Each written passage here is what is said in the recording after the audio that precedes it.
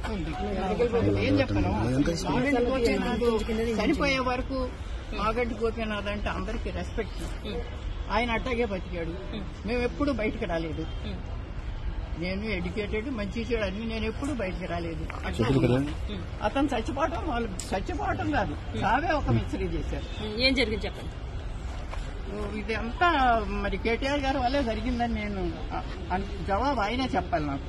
ఎందుకంటే ఒక హాస్పిటల్లో ఉన్నాడు, చచ్చిపోయాడని కొంతమంది అంటున్నారు. చూడనివ్వట్లా, పంపించలేదు. స్టాండర్డ్ గా ఆ తల్లి అన్న వదిన రాకూడదు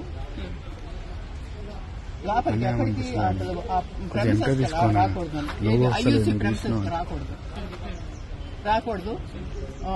వస్తే ఏమవుద్ది తల్లి వస్తే తర్వాత అక్కడ ఉన్న వాళ్ళకి కూడా ఏమి ట్రీట్మెంట్ జరుగుతుందో వాళ్ళకి చెప్పొద్దు. అసలు జబ్బు చేసిందే నాకు తెలియకుండా హాస్పిటల్కి తీసుకెళ్లిందే నాకు తెలియదు. ఎవరో హాస్పిటల్ తెలిసిన ఆయన ఫోన్ చేసి బాబు వచ్చేసాడట అని పెద్ద బాబు ఏంటి గోపి ఏంటంటే వెళ్తే రానివరే. అలాగే ఇప్పుడు కూడా వాళ్ళ కొడుకుని కానీ మీరు ఎందుకు చనిపోయినప్పుడు ఎందుకు రాలేదని చెప్పి అయితే అడుగుతున్నారు. భార్య ఎందుకు రాలేదు, కొడుకు ఎందుకు రాలేదు, గోపీనాథ్ గారు చనిపోయినప్పుడు ఏ కారణం చేత వాళ్ళు రాలేదు. వాళ్ళు ఏ కారణం చేత రాలేదు మరి ఊర్లో ఉన్నదాన్ని అన్నీ అంటే ఇప్పుడు వాళ్ళ అబ్బాయి చెప్తున్నాడు బెదిరించారు వాళ్ళ అబ్బాయి అంటున్నారండి, బెదిరించారు మమ్మల్ని, ఆ బెదిరింపుల వల్ల నేను రాలేదు, నేను యుఎస్ లో ఉన్నాను అంటున్నారు. కావచ్చు, అబ్బాయి యుఎస్ లో ఉన్నాడు కావచ్చు.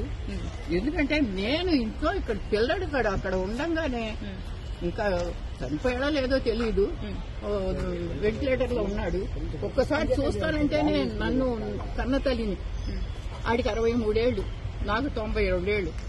ఏమ్మా చివరి దశలో ఇటువంటి బాధ వచ్చింది ఏంటి, పిల్లాన్ని చూస్తానంటే చూడలేకుండా చేసి 3 రోజులు మరి వెంటిలేటర్ లో అట్టు పెట్టారు.